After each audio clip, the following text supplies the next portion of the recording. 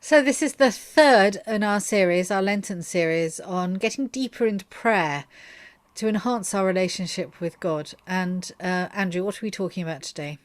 Well, today we're going to be looking at pilgrimage and how pilgrimage and prayer work together as a pair of topics, how one comes out of the other.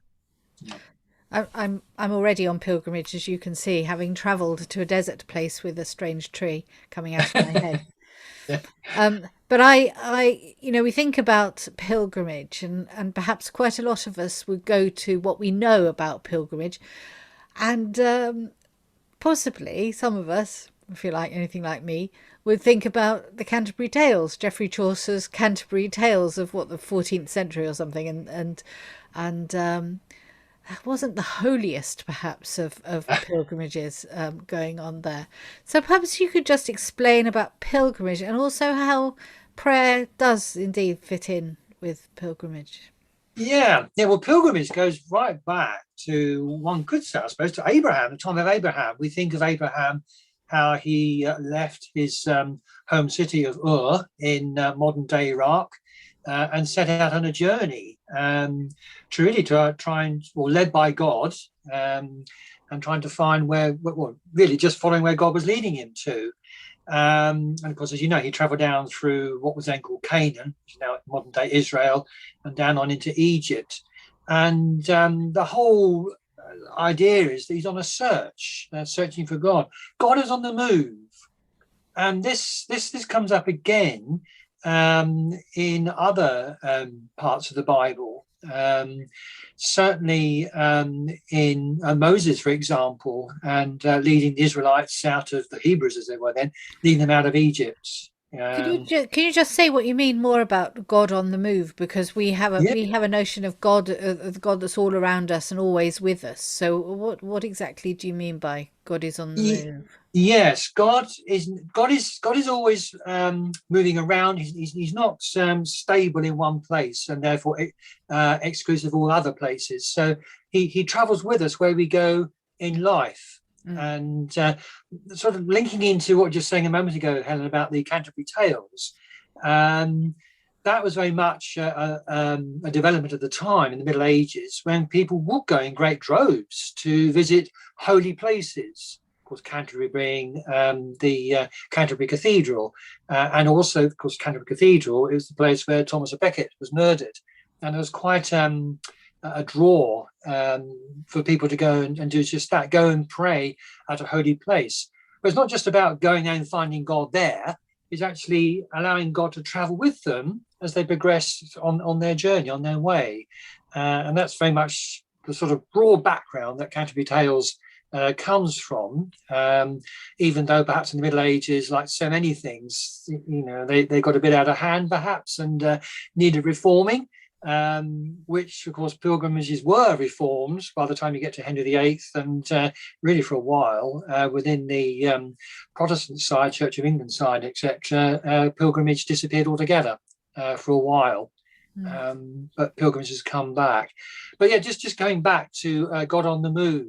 And I've been very lucky to be able to do a number of pilgrimages, big pilgrimages through my life, and the one big one was last year. This time last year, I was on a Bicester Church's pilgrimage to the Holy Land, and we visited Nazareth and Galilee and Jerusalem, and it was very much prayer on the move. Because every time we went somewhere, we would have a time of prayer.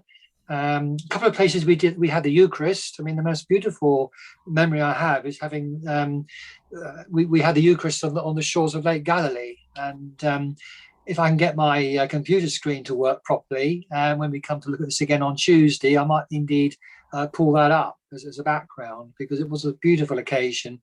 and very much a sense that God is with us on our journey. It connects into God is moving with us as we journey on through life and through different situations and circumstances that we all encounter in Yeah. our human experience.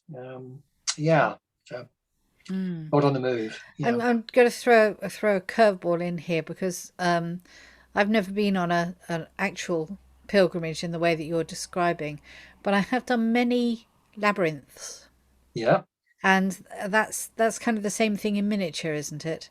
It's kind of yeah. It's going on a journey. It's a very small journey around a labyrinth that's perhaps mowed into grass or whatever. I think Soldon Church had one, and that lower lawn for a while. mm, But it's feeling God's presence the further you go. yes, yeah, And, yeah. and Yeah, yeah. There's a very strong connection there between the two. Yeah, because you yeah, say you're moving, you're on the move, yeah, um, and you're allowing God to come with you. yeah, And once again, it symbolizes how we're moving through life. And there are times when God may feel very close to us, and other times when God may feel very distant mm, from us. But God is never completely gone; He's mm, there somewhere. And I like to think the sense of pilgrimage enables us to just tap into those thoughts and feelings and expressions, as we go along. Yeah. mm.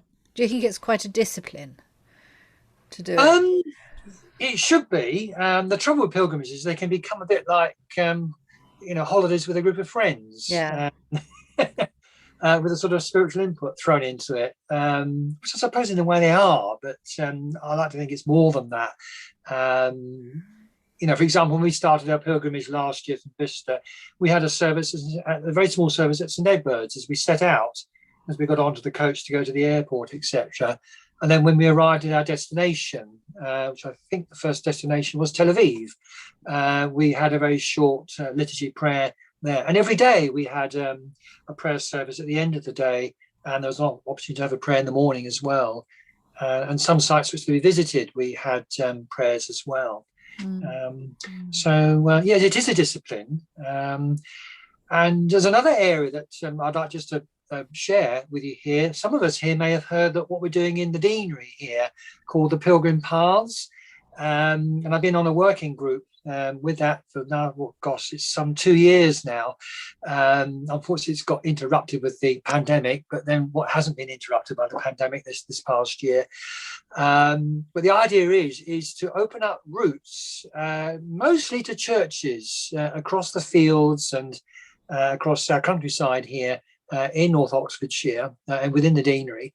And again, to encourage us to use the prayer within that walking from distance to distance. And one thing that we're doing is actually to introduce spiritual reflections Ah, as we go along. It may be something we see in the field, or it might be a river. It could be indeed the church that we're actually aiming for. So there's lots of ways in which you can start to use prayer in a creative way on a very simple little pilgrimage. so while we're waiting for the deanery pilgrimages to come Yes. out, how can we experience? Sorry, my phone's going off. You probably hear that, but how can we experience um, the prayer pilgrimage? How can we do that Yeah. now in the We beautiful Cherwell Valley? Yeah, we can do that very simply with our local village churches. Walking to the church, for example.